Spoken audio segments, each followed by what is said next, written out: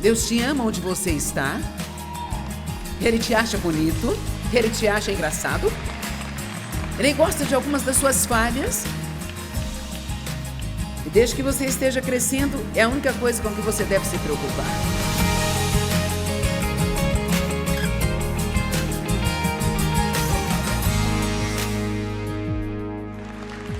Eu oro para que esta palavra nesta tarde seja rica e poderosa e exatamente o que você precisa ouvir. Para eu te mandar para casa, pronto para enfrentar algumas das coisas com as quais você tem que lidar, mas faça da maneira que Jesus quer que você faça, em vez de fazer da sua maneira. Então vamos falar nesta tarde sobre maneiras de evitar desperdiçar o seu tempo.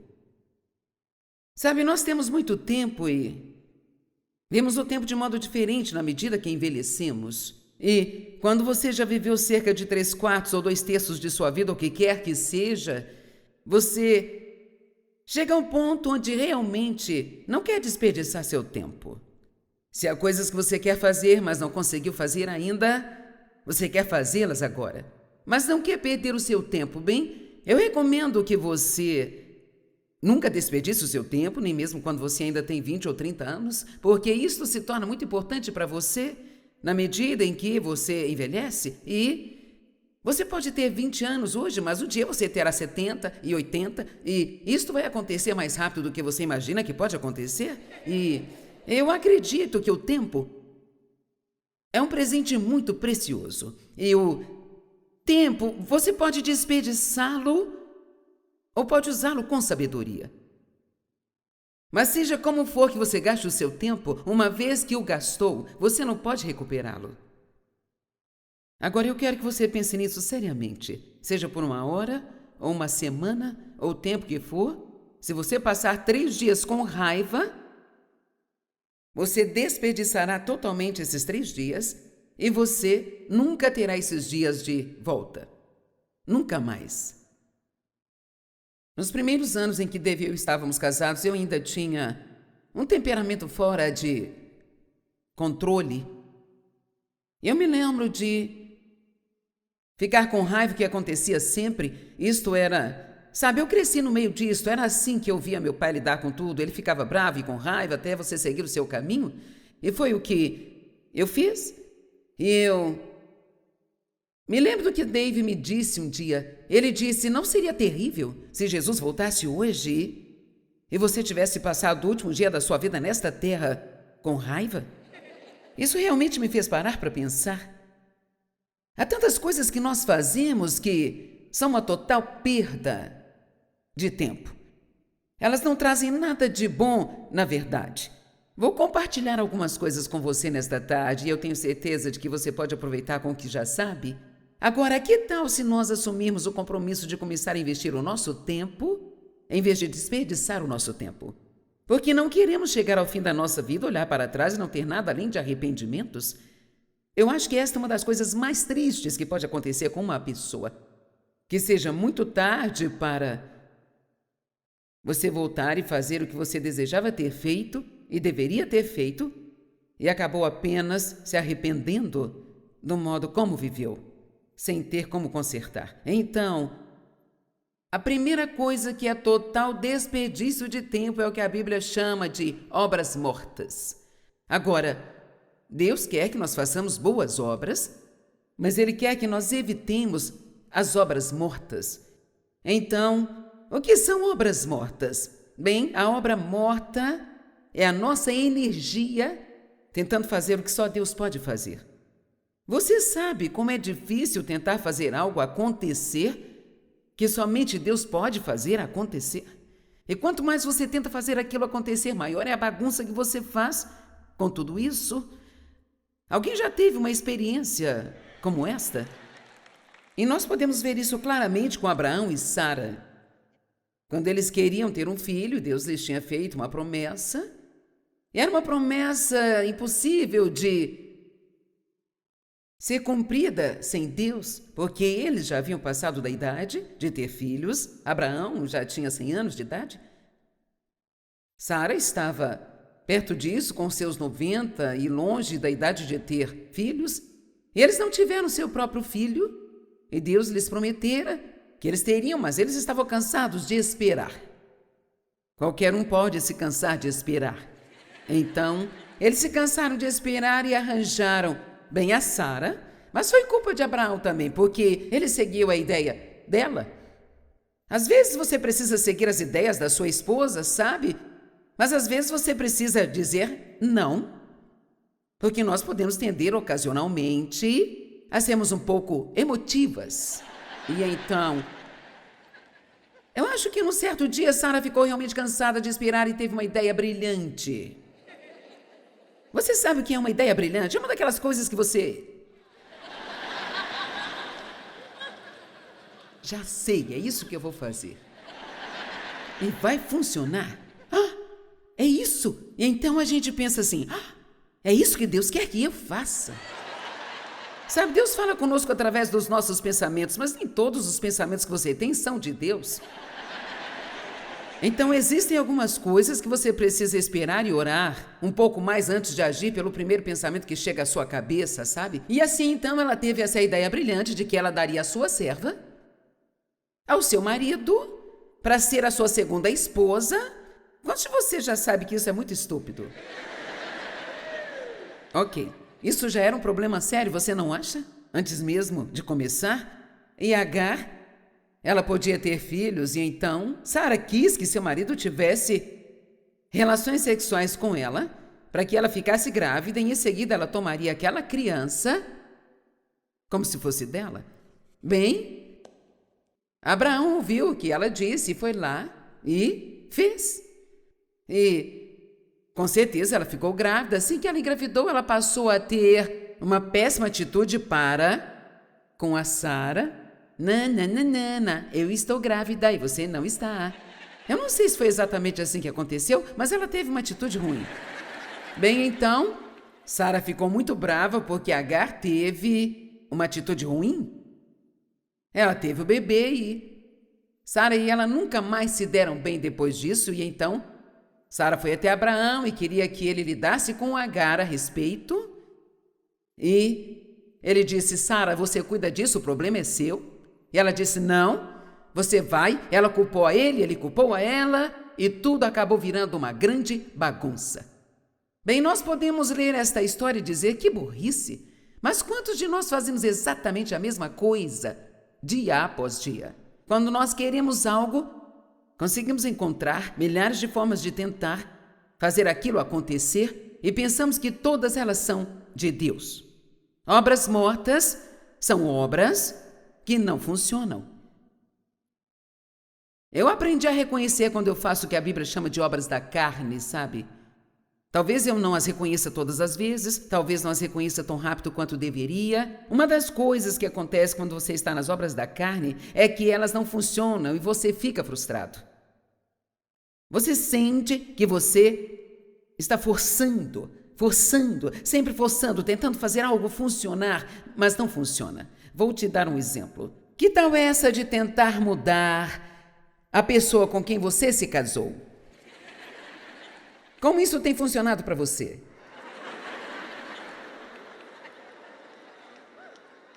Isso é tão insuportável porque você não quer que eles façam, seja lá o que for que estejam fazendo, ou algo que você quer que façam, mas eles não querem fazer. E então você encontra todos os tipos de maneiras de tentar convencê-los a fazer, ou tentar fazer com que mudem de ideia e tudo o que você faz é discutir e parece que quanto mais você tenta mudá-los, pior as coisas ficam, sabe?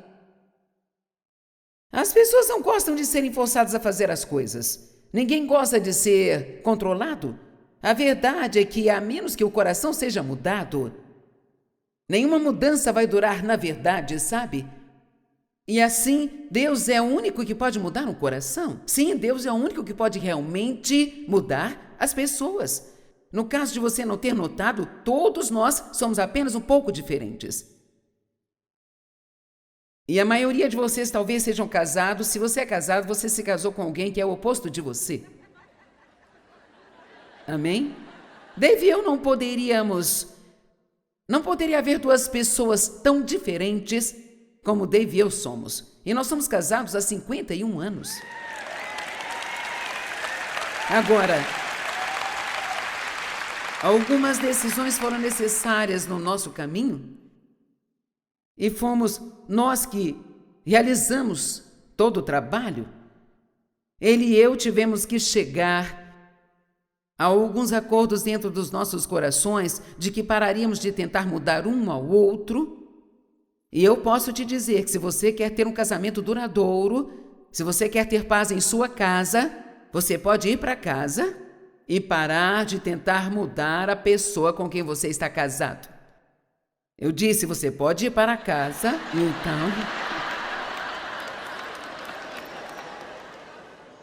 Sabe, eu sou mais agressiva e o Dave é mais de esperar, sabe, gente? Bem, vamos esperar e ver. Não, eu não quero esperar e ver, eu quero fazer. E então eu lhe dizia, você está sempre 9 quilômetros atrás de Deus. Ele dizia, você está sempre 9 quilômetros à frente dele. Mas veja, realmente a verdade é que a razão pela qual você acaba ficando com alguém diferente de você é porque se você aprender como trabalhar juntos, você se mantém longe de problemas. Amém?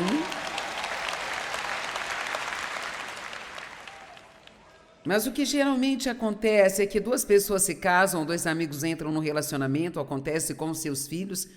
Você tenta fazer todo mundo ser como você. E isso é besteira, porque muitas vezes você não gosta nem de si mesmo. E se você está tentando fazer com que todo mundo seja como você, então você não vai gostar mais deles do que você gosta agora? Somos todos diferentes. Você não pode ser uma outra pessoa. Então é melhor você ser bom e ser quem você é. Deus nunca vai ajudar você a ser outra pessoa a não ser você mesmo, sabia? E não apenas isso, você precisa se amar e apreciar a si mesmo. Não apenas visualizar todas as suas fraquezas, mas observe os seus pontos fortes e deixe que Deus os use para os propósitos dele na terra. Quando você parar de tentar fazer com que seus filhos sejam como você quer que sejam, vamos lá. Muitas vezes nós queremos viver os nossos sonhos não realizados através dos nossos filhos. Queremos que eles façam o que nós queremos fazer. E a única coisa que vai acontecer é que eles acabarão deixando de gostar de você. E talvez não queiram ter qualquer tipo de relacionamento com você, porque todo mundo quer ter suas próprias escolhas. A Bíblia diz, ensina a criança no caminho que ela deve andar. A Amplificada diz, de acordo com a sua própria inclinação ou personalidade individual. Ensinar uma criança no caminho que Deus quer que ela vá, não no caminho que você quer que ela vá. Eu criei 4 filhos e todos estão vivos e eu também estou. Eu não tenho tempo para isso, mas eu posso lhe dizer coisas de cada um deles que me fizeram pensar que não haveria nenhuma chance de que eles pudessem fazer. Uma das minhas filhas, em particular, era extremamente confusa e desorganizada, muito esquecida e irresponsável. E eu achava que, com certeza, que quando ela saísse de casa, ela não saberia onde ela estava, nem mesmo quem ela era, sabe? E a coisa mais engraçada é que hoje, esta filha, que é a minha filha mais velha, seu nome é Laura, ela hoje em dia se dá o título de gerente da mamãe porque ela é quem gerencia a minha vida. Ela cuida de todas as nossas contas, ela cuida de todos os meus recados, ela toma conta de tantas coisas para mim e ela faz um trabalho simplesmente fenomenal. Eu e ela estávamos conversando outro dia e ela disse, sabe, eu acho que até mesmo para mim assumir esta responsabilidade e ver que Deus me ungiu para fazer isso tem me ajudado realmente a crescer e a me sentir bem comigo mesma. Você vai se surpreender às vezes com as coisas que você pode fazer se você apenas se arriscar e confiar em Deus. Nunca na minha mais remota imaginação eu pensaria que ela iria cuidar de mim, porque eu pensava que ela não seria capaz de cuidar nem de si. Então eu estou lhe dizendo isso para que você tenha esperança para com seus filhos, que não importa onde eles estejam agora, as coisas vão ficar melhores lá na frente. Amém? Se você quer ser feliz na sua vida, Quero que ouça o que vou dizer agora. Você precisa amar as pessoas onde elas estão, não onde você quer que elas estejam. Estão me entendendo? Você as ama onde elas estão, não onde você quer que elas estejam. É exatamente isso que Jesus faz conosco. Ele nos encontra onde estamos, Ele nos ama onde nós estamos. Em seguida, por causa desse amor incondicional, nós respondemos a Ele, sendo tudo aquilo que Ele quer que nós sejamos. Se você der às pessoas a quantidade certa de amor e aceitação, é bem provável que ela queira dar a você o que deseja, do que se você tentar forçá-la a mudar. Outra coisa enorme que eu chamaria de obra da carne é tentar mudar a si mesmo. Isso pode soar um pouco estranho porque você ouve a pregação que você precisa fazer isso, precisa fazer aquilo, tem que ir para casa, caminhar pelos frutos do Espírito, ir para casa e ajudar as pessoas, e tudo isso é verdade. Mas aqui está o problema. Se você vai para casa e tenta fazer isso sem que Deus seja envolvido, você não terá sucesso. Obras da carne podem ser algum plano onde você tenta fazer algo acontecer na sua vida que Deus não está nos dando a direção para fazer, ou também pode ser algo que Deus nos direcionou a fazer, mas nós tentamos fazer sem a ajuda de Deus. E não importa quantas vezes tenhamos sido bem-sucedidos em fazer algo, toda vez que tentarmos fazer novamente, ainda precisaremos da ajuda de Deus. Eu já preguei milhares e milhares e milhares de mensagens que Deus me deu ao longo da minha caminhada com Ele, e eu já preguei muito na minha vida. Estou fazendo isso há 42 anos e, portanto, não é como, sabe, se fosse a minha primeira vez, mas eu posso garantir que eu não vim até aqui sem pedir a Deus que me ajude. Eu não vim até aqui sem entregar tudo a Deus e deixar que Ele saiba que tudo isso seria um fiasco, um total fracasso, se Ele não estivesse junto. Então, não importa o quão bom você pensa que é em algo, a melhor maneira de você fracassar totalmente é começar a pensar que você pode fazer as coisas por conta própria, sem Ele. João 15, Jesus disse que sem mim vocês não podem fazer nada. Agora, isso não significa que não podemos fazer nada, mas significa que nós não podemos fazer nada que realmente seja bem-sucedido. Não podemos fazer nada e ter a paz sobre aquilo ou ter alegria em fazê-lo, se não tivermos o apoio de Deus. E então eu sugiro que você se apoie em Deus e aprenda a pedir ajuda a Deus cerca de 5.000 vezes por dia, pelo menos. Deus me ajuda, Deus me ajuda. Escute, eu nem tento colocar minhas lentes de contato sem pedir a Deus que me ajude. Amém? Então, obras da carne é uma perda de tempo, porque você pode trabalhar e ainda assim não funcionar. Quando eu falo de não tentar mudar a si mesmo, e um exemplo que eu posso dar é de quando eu comecei a ouvir pregações, como vocês estão ouvindo aqui hoje, e para algumas dessas coisas são completamente novas. Você diz, nunca ouvi coisas como estas? Uau, sabe, eu estou realmente uma bagunça, eu tenho muito trabalho a fazer quando eu for para casa. Bem, a questão é que você está ouvindo as coisas e está entendendo, mas você não precisa voltar para casa hoje e tentar ser uma pessoa gentil e agradável e... Sabe, eu fiz tudo isso na carne e acabou sendo quase cômico, sabe, gente? Uma das primeiras igrejas que eu fui, que realmente pregava a palavra de Deus, e faço questão de dizer que realmente pregavam, a esposa do pastor era tão diferente de mim. Eu estava fazendo um estudo bíblico na igreja, ela era a esposa do pastor e ela era tão doce e magrinha e loira com os olhos azuis e muito submissa ao seu marido e eu, como você sabe, uma tempestade soprando e eu falo demais e eu não quero que ninguém me diga o que fazer e então eu era muito brava e ela muito mansa, bem? Tivemos muitas dificuldades para nos dar bem, por alguma razão nós não conseguimos nos acertar e a coisa interessante quando nós finalmente chegamos ao fundo disso era que eu estava tentando ser como ela e ela tentando ser como eu.